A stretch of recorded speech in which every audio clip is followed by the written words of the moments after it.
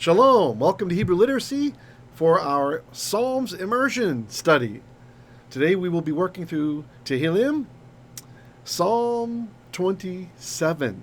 So hopefully you guys will really enjoy that. It's a beautiful psalm. We won't be getting through the whole thing, but we'll cover quite a bit. And please make sure to leave comments down below or over in the live chat when the premiere is going on. If you're not a member, I sure would appreciate it if you would join my Patreon. It's patreon.com/Hebrew Literacy. And it'd be really super nice if you like what we do here, if you would sign up to support or maybe consider upping your support if you feel like you've been getting a lot of valuable lessons. It's always a struggle to keep this ministry alive, so we really do it by the tithing of our kahal here, Kehilat Simchat Hashem, and also for our online givers. All right?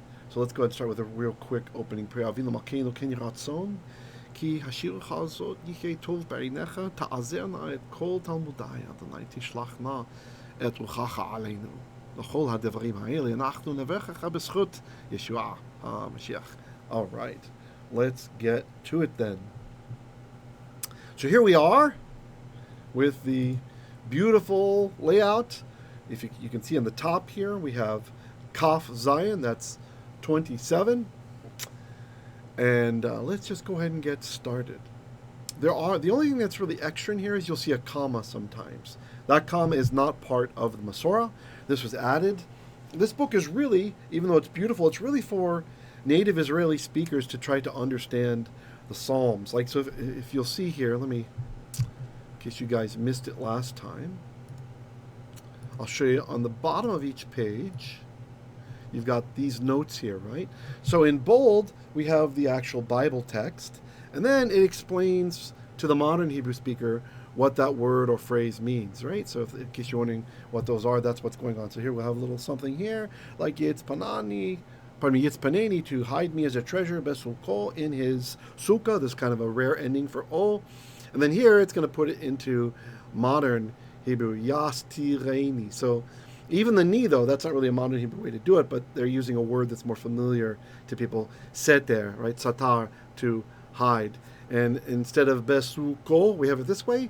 There it's spelled out besukato, right? For the modern Hebrew speakers. So just, sometimes it's even a very similar word, but with a more modernized ending. Sometimes it takes several words to explain one Hebrew word, etc. Okay? So hopefully that will be, like here we have horeini, teach me, and then next to it it's got Lomdeni, right? Teach me. Okay. So anyway, in case you're wondering what that's all about, that's what's going on with this guy. A lot of these move to make, like, you know, the thicker schwa so that you know it's vocal versus the silent here, or having the very elongated comets, like you'll see up over here, is that even though that's clear because it's a chataf comets, but it's still to help people, to help Israelis, to help Sabras who weren't raised religiously to understand how to pronounce these words, right? And so the only other additional thing you got to worry about is we have the little comma here. That's after an etnachta. So if you're familiar with biblical Hebrew, you'll know the etnachta. That's an end of clause marker, so we don't need a comma. It tells you you're going to pause quite a bit, right? And some of the other ta'amim will have that after them also.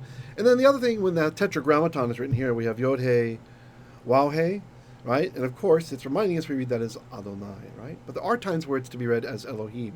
So in this case, it's showing Adonai. So again, to help the modern Hebrew speaker realize which one that's going to be there. And also so they don't try to pronounce it out. All right.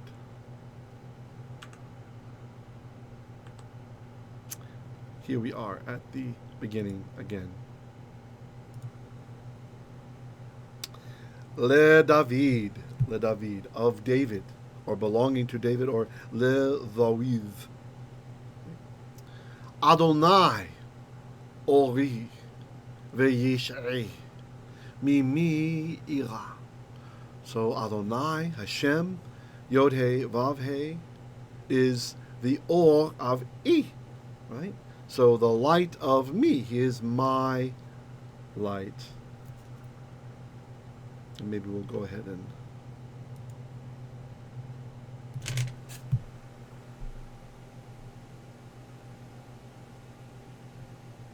nope, that's supposed to be yellow.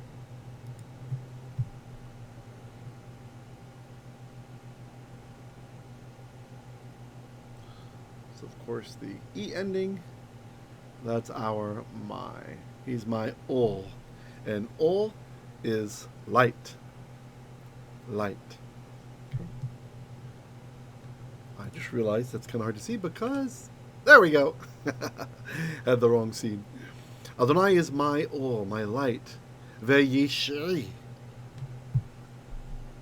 And the yesha of E. Yesha is the same meaning as Yeshua. So he's my yesha, my salvation, my victory.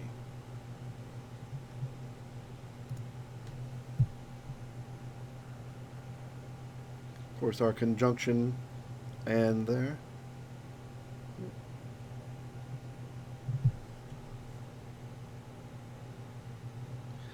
Me. So what's happening here? So the me with the dagesh, this is the word min. Hamotzi lechem min haaretz. Right? Who brings forth bread from the earth. Right? So here is our mem. And the noon has assimilated in here. That's what that dagesh is. So min, and then the word me, well, me just means who or whom.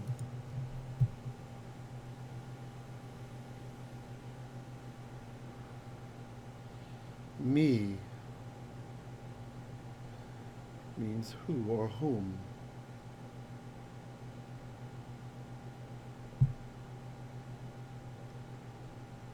Who or whom. So Adonai Ori. Adonai is my light. Ve and Yeshe, my Yesha, my salvation, my victory. Me from me. Me from me. From whom? Ira. And of course, that aleph at the beginning, this is not part of the verbal root. That is to remind you of the aleph in ani or anochi.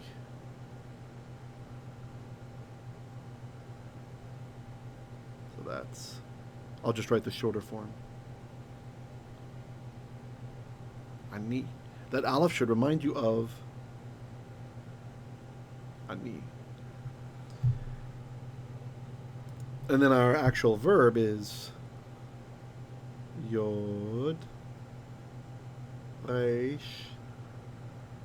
and the aleph. Yara. Yara is to fear. So, E, that's from the ani, I will yara, I will fear. And you'll notice that the yod, it has no vowel underneath it, right? It's part of the chirik. It's like the long chirik there. It's combined. So, ira, not yira, ira. Adonai ori, Adonai is my light. And it's kind of interesting. It almost sounds like the ro'i, right? The famous Psalm 23, Adonai is my shepherd. In this case, Adonai is my light. Ve'yeshai, and my salvation. Me, from whom ira will I fear? Adonai, ma'oz, is a stronghold of Chayai, my life. I'm just pausing when I change the colors. Hopefully that makes it a little bit more efficient for you guys. Something I can't do when we're live.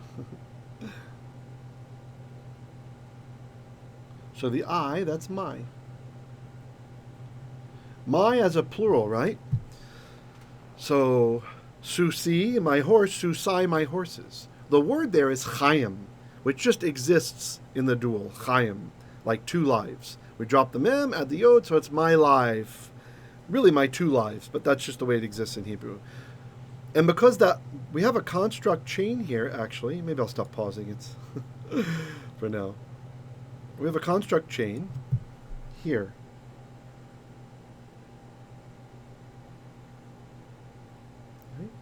So since the last word is definite, that is going to make the entire chain definite, right? So the last word is my life. So it's not any old life, it's my. So that is going to impart definiteness to all the other words in the chain. In this case, it's just one more word. So the. So he is the stronghold of my life. Me, from whom? Efchad, from whom shall I dread? We have a similar thing going on here. The aleph in front of the verb. You should recognize that. Look at this guy.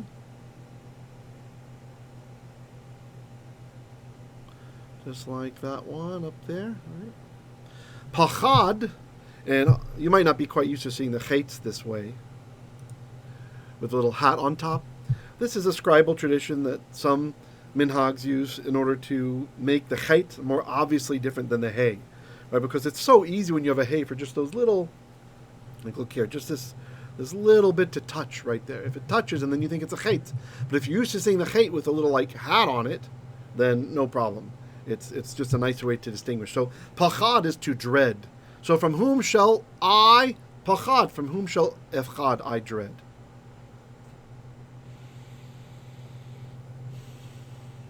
I just realized, I've been pausing anytime I want to take a drink or something, but maybe I shouldn't, because there is something to having the timing, and then you can type questions over in the chat or whatever. Put your question in a comment down below.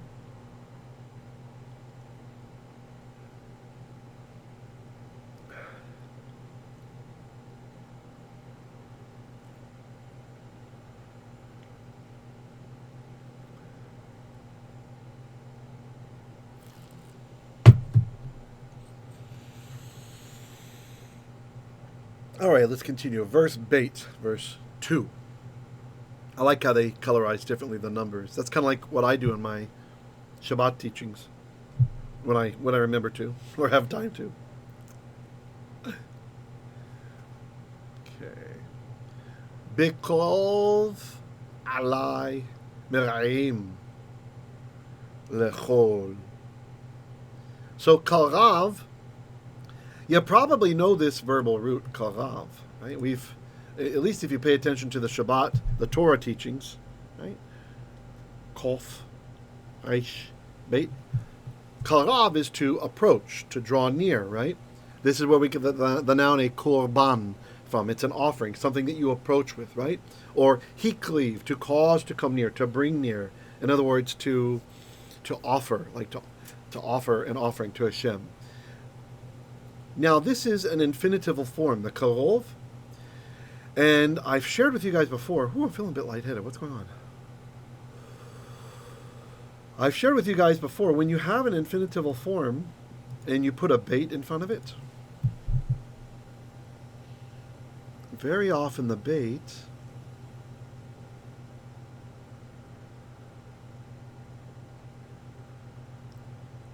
has the meaning when. So this is going to be when. So when approach, when come near, alai. And this might be a play on words now that I think about it. There's another word, karav, which is combat, like specifically melee combat, like hand-to-hand combat. You might have heard of Krav Maga, right? That's where the Israeli martial art gets its name from. So there could be a play on words happening here from the psalmist. I never realized this until just now. It's kind of nice to slow down and talk about stuff. Oops, sorry about that.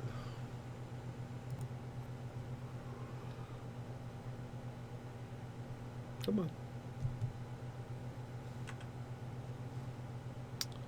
So when, approach, al can mean upon, or it can mean against. It can also mean near, depending on how it's used. So when, approach, al, upon or unto, I, me.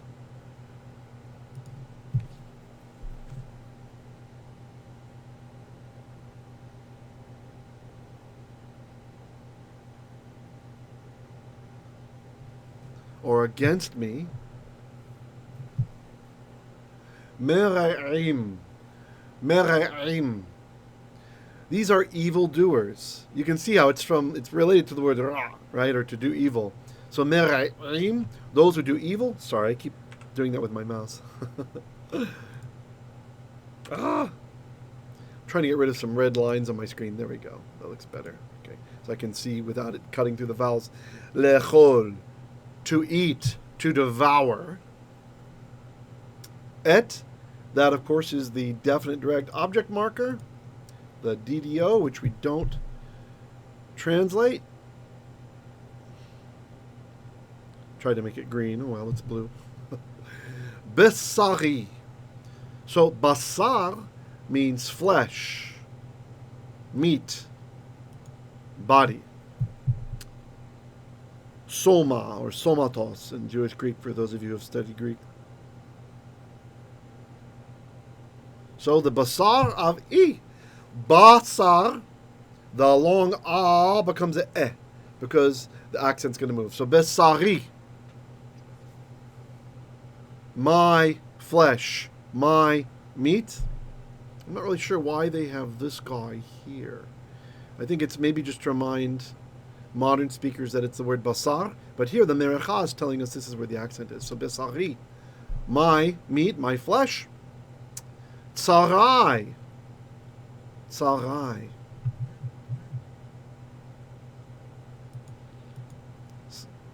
Tsar, a tsar. Sorry, my laziness, I might have said tsar. I was kind of daydreaming a bit. I had a little news update about Israel that you didn't see. This is from tsarar, to be in a tight spot, or a tzorer. So tsarai are my adversaries. My adversaries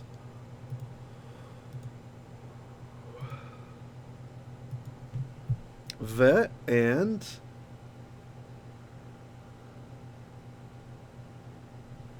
oyevai. So oyev, you should know, is enemy. It's from the verb ayav, to be hostile towards. Oyevai, if it was oyevi, it would mean my enemy. Oyevai means my enemies, plural. Oyevei, oyevai. Okay. So my adversaries and my enemies. There might be some kind of hendiatus there that I'm not aware of, like, my hostile enemies or my complete enemies or something like this. It's possible. Hendiatuses are not always 100% clear. Okay? When, li, to me, against me, probably here is the meaning, I bet, a datable against me.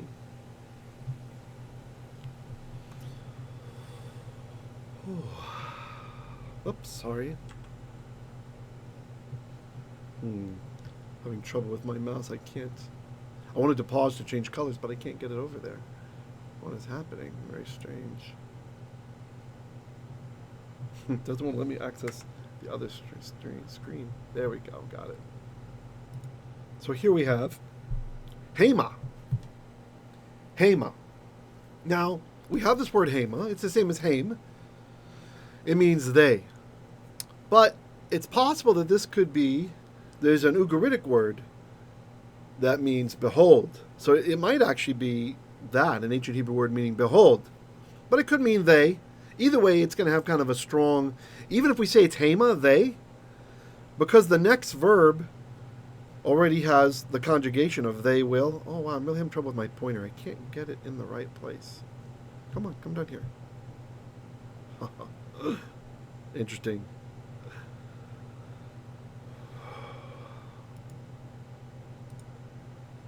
Yeah, that worked. Chashelu, they stumble. Venafalu, and they fall. So because this already says they, the u at the end means they, right? They kashal, and they nafal. Right?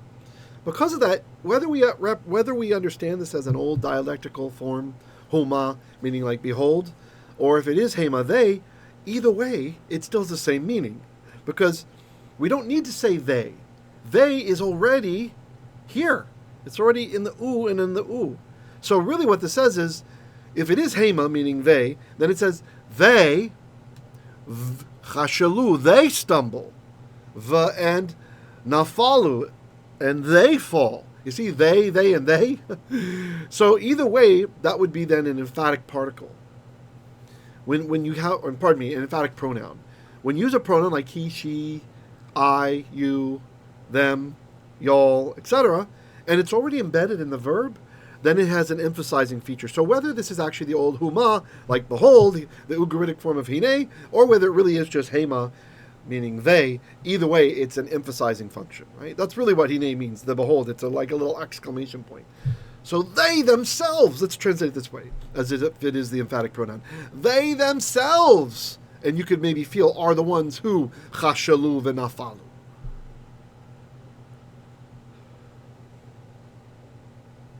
Okay. Any comments or questions?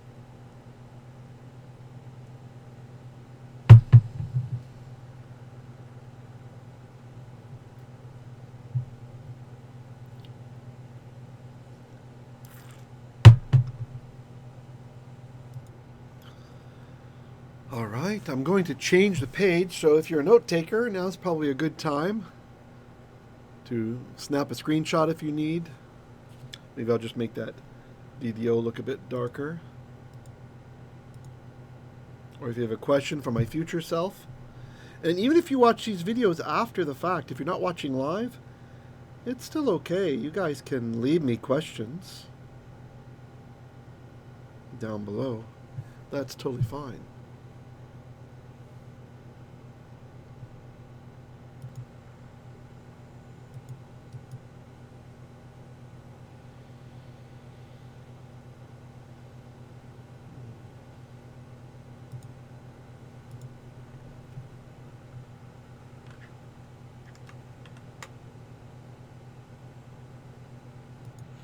All right, here we are on verse 3. Gimel. Can you find it? Right here. Sorry, I think there's an air problem in my studio or something. Im tachane alai. Im, with the aleph, is if tachane. So the verb is chane, chet nun hey, and that is to encamp, right? To camp, like to make camp. Now the tav here at the beginning, you might think it's from you, and it does look exactly the same. It just so happens that the form for you will do a thing is the same as she will do a thing. All right, so in this case it's she, and the subject is going to come later. All right, so if tachane, she will encamp alai, against I, against me.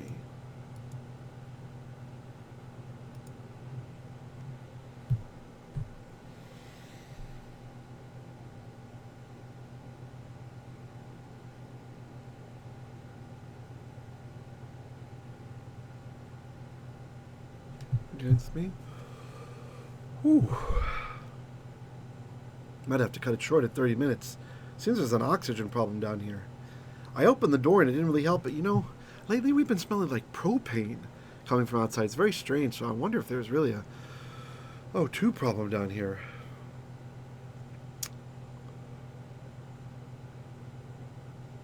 Oh, sorry, here. I did the wrong one. Oops. This one.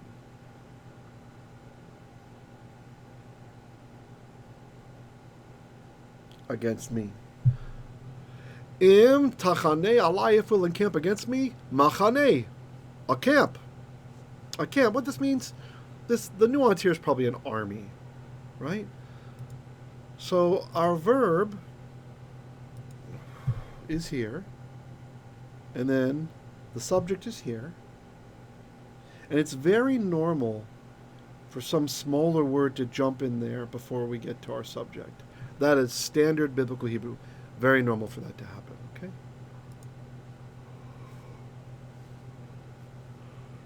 Lo, not, yira libi.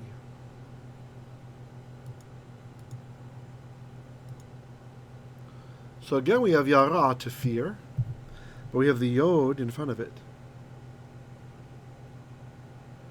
This part means he when it's prefixed on like that, right? Like Shema is to safeguard or to keep. Yishmor, he safeguards, he will safeguard. Okay, so yara, yod reish aleph, to fear. Yira, he fears or he will fear. Who? That's our verb. Here comes the subject, libi.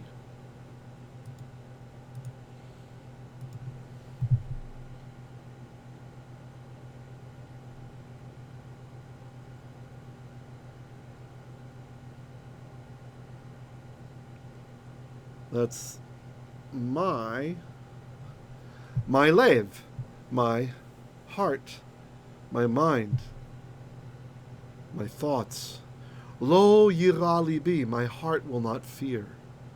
Im takum alai, if takum, she will kum, stand alai, against me.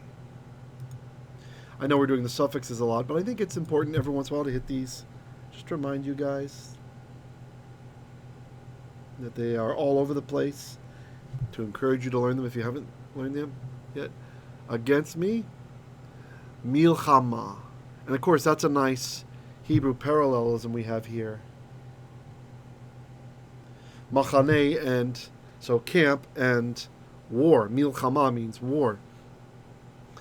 So that really helps you to understand that the nuance of this first machane probably truly is army.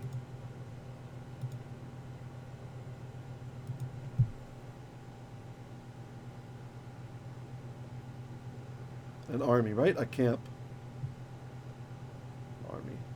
The Hebrew parallelism just drives that home.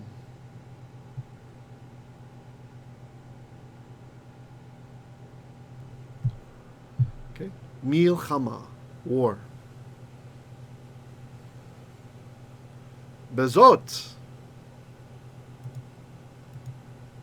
So the bait can have lots of meanings. One of the meanings is by means of.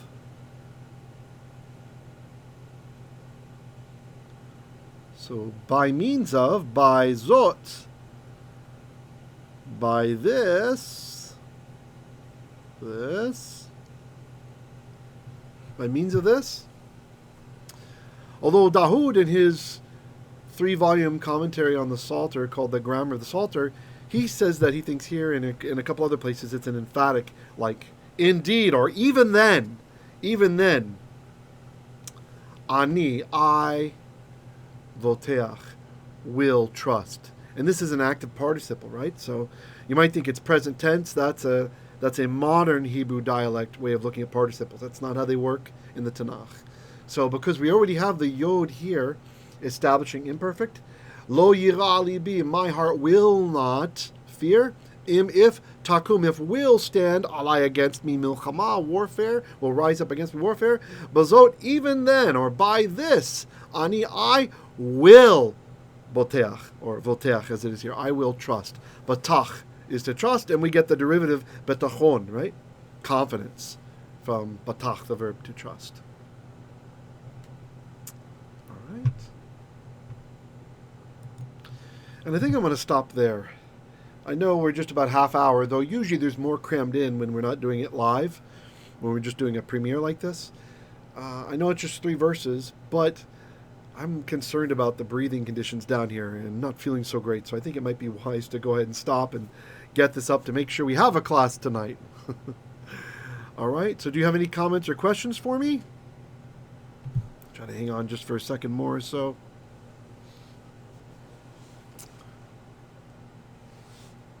Hope you guys are enjoying our immersion studies. Please let me know about your successes. I really love hearing from you guys over there on YouTube, or even over here in the Philippines, or wherever you are watching us from. Knowing how you're having breakthroughs, that really gives me the emotional juice to just kind of keep pushing forward with these things. It's much, much appreciated. All right, shalom, shalom. You guys have a great rest of the week, and I look forward to seeing you all for our triennial Torah portion this Shabbat. Shalom, shalom.